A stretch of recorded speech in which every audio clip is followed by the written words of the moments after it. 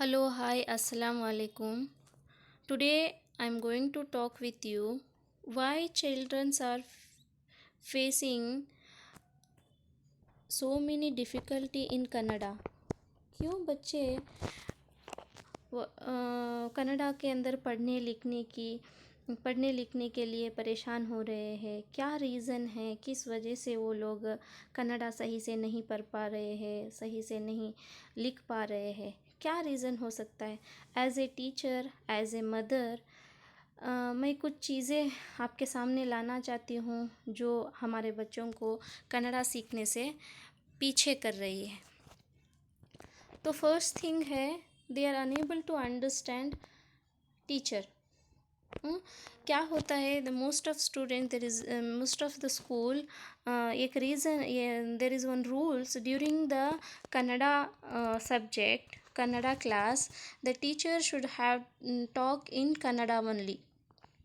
वो टीचर सिर्फ कन्नड़ा में बात करना रहता है।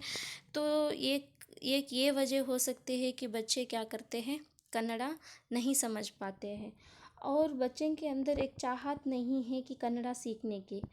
तो वो चाहत कहाँ से आएगी, पेरेंट्स उसके अंदर डालना पड़ेगा, टीचर उसके अंदर में डालना पड़ेगा, उसको बच्चों को समझाना पड़ेगा।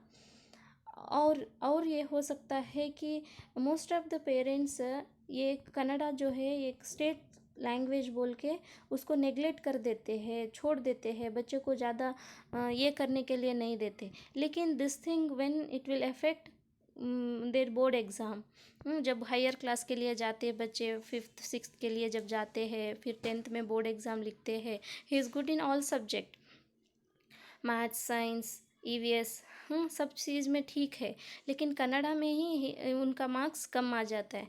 इन बोर्ड एग्ज़ाम क्या होता है, उनका परसेंटेज कम हो जाता है। और एक रीज़न ये हो सकता है, their basic is not good in Kannada. उनका बेसिक जो है, जब बच्चा फर्स्ट सेकंड थर्ड में जब पढ़ते थे, this is the basic where they are learning. जब बच्चा ये तीन सेक्शन में, तीन क्लास में जब अच्छी तरीके से कन्नड़ा को पढ़ लेगा, लिख लेगा, उसको लेटर आइडेंटिफिकेशन, सेंटेंस बनाना, ये सब ये 3 इयर्स में अगर बच्चा समझ आता है, तो फिर नेक्स्ट क्लास में उसको क्या होता है, he will not feel difficulty, उसको परेशानी नहीं होती है। तो क्या है ये सब चीज़ का सल्यूशन क्या है, कुछ तो सल्यूशन होगा ना। There is any solution for this या? तो इसके लिए हम बच्चों को मार सकते हैं नहीं। हर चीज़ प्यार से होती है। तो क्या है सल्यूशन, क्या है? तो हमारे चाइल्ड को क्या करना है, कन्नड़ा में बात करने की कोशिश करना है, क्योंकि when their teacher is teaching them in Kannada, they has to understand. उसके लिए हमको हमारे बच्चे का कन्नड़ा स्पीकिंग आना है। If you know Kannada speaking, then start speak with them in Kannada only. और then let them to read. जो कुछ भी पढ़ रहा है उसको ज़्यादा से ज़्यादा पढ़ाने की कोशिश करें, ठीक है। उसके बाद रीडिंग कराने हैं, राइटिंग कराना है, और जब भी बच्चा राइटिंग करता है तो ज़ोर ज़ोर से पढ़ने की कोशिश करे। ये सब ध्यान में देना है।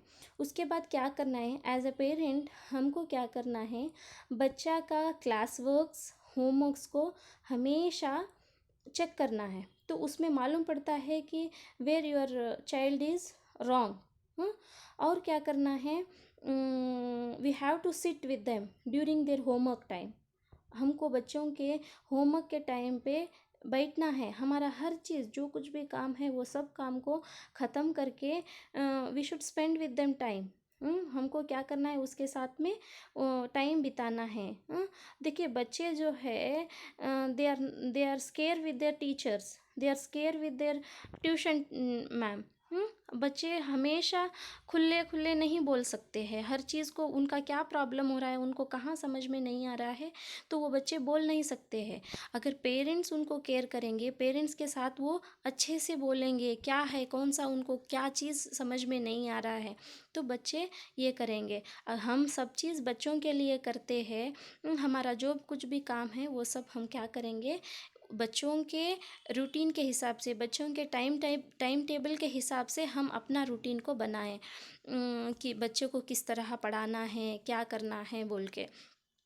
सिर्फ अब हमको क्या नहीं होना है, don't depend on their teacher and tuitions. हमको क्या करना है, टीचर के ऊपर डिपेंड नहीं होना है और ट्यूशन मैम के ऊपर डिपेंड नहीं होना है। हमको अपने घर के अंदर भी मेहनत करना है। तो ये सारी चीज़ें हैं। और क्या है, as a teacher, as a mother, as a Kannada teacher, मुझे एक चीज़ समझ में आया, कहीं ना कहीं पेरेंट्स को एक सही प्लेटफॉर्म नहीं मिल रहा है, उनको समझाने वाला कोई नहीं है, स्पेशली फॉर कन्नड़ा।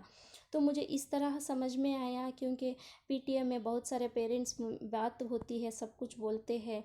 तो मुझे समझ में आया ये यूट्यूब चैनल के ज़रिए मैं सब लोगों को समझा सकती हूँ कि किस तरह अपने बच्चों को कन्नड़ा में अच्छे से उनका बेसिक स्ट्रॉन्ग कर सके, किस तरह वो पढ़ा है बोल के मैं बता सकूँ।